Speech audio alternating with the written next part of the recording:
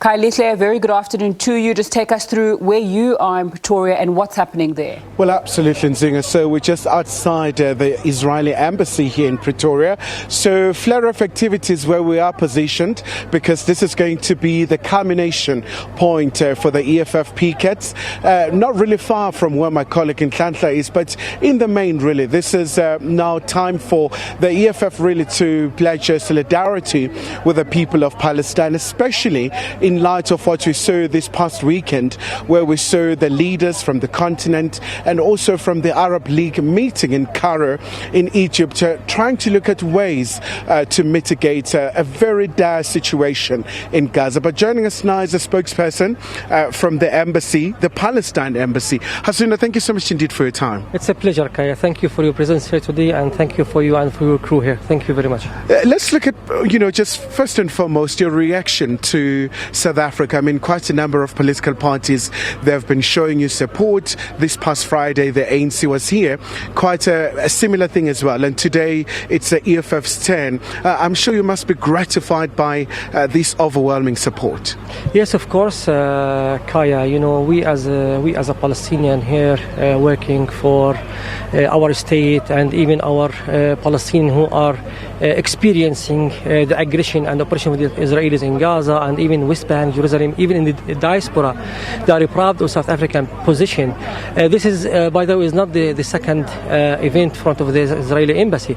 Also, I want to highlight the other events and thanks the other South African citizens, South African civil societies, and other friends who really managed to organize a different solidarity pickets, march, demonstration against what is happening in Gaza. In Cape Town, we witnessed and we watch, and we are engaged in coordinating many of pickets and events in Limpopo, Lodium, Pretoria, and all over the regions of South Africa.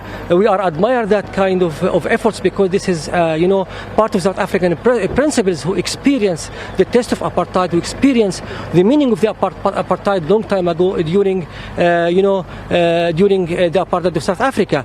The South African is expressing the true solidarity with the Palestinian people, because they are friends of dignity, friends of freedom, friends of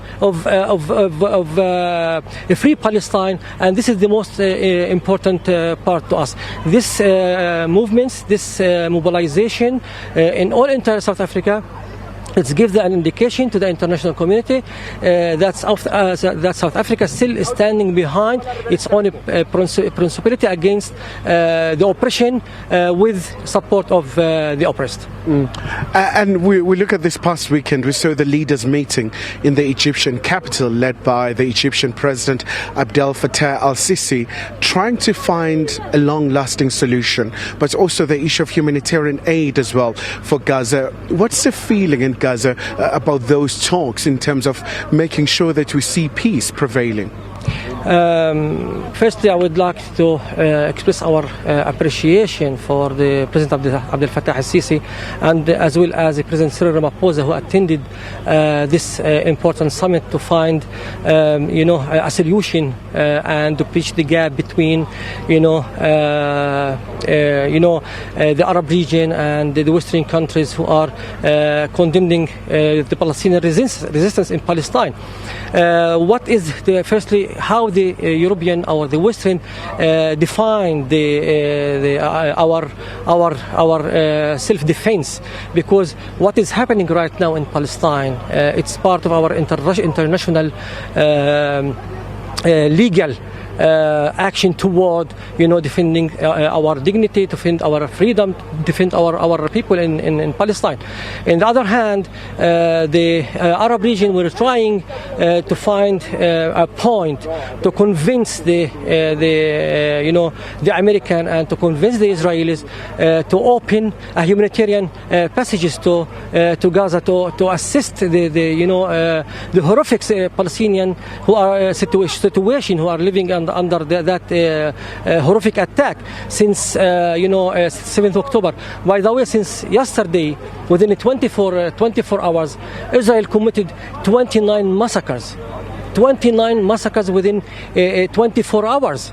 Yesterday, since night until now, the Israelis were bombarding and striking the innocent Palestinian people. This summit came up to find a solution, but unfortunately, the Western didn't find the common platform to find a solution to release one joint statement in support the Palestinian, one joint statement to prevent the aggression on the Palestinian, one common statement to give the Palestinian the right of defending themselves, and to pressure Israel of halting that kind of brutal mechanism on Gaza. And just before I let you go, Hasuna, personally, how's your family coping? I mean, you really do have family members who are caught up in the crossfire. You put your finger on the wound, Kaya, now. A few days ago, I was in call with my sister. She told me, listen, my brother, I saved your contact number to my phone, to my children's phone. Please, my brother, if anything happened to me or to my husband, take care of them, raise them well, give them good education. You know, the Palestinian with my sister, because I have aunts, sisters, brothers, uncles, friends. I grew up, this is my town where I grew up in Palestine. It's very painful to speak about this. When I tried to call my sister early morning to say hello, how are you okay? And she couldn't answer. I feel very worried. I feel bad. I feel sad. Emotionally, I feel myself paralyzed. I can't express even myself because, all what has come up to my mind, what is happening to my sister now? Is she alive? Is she alive or she died? What, as a Hasuna here living in South Africa, how could I help?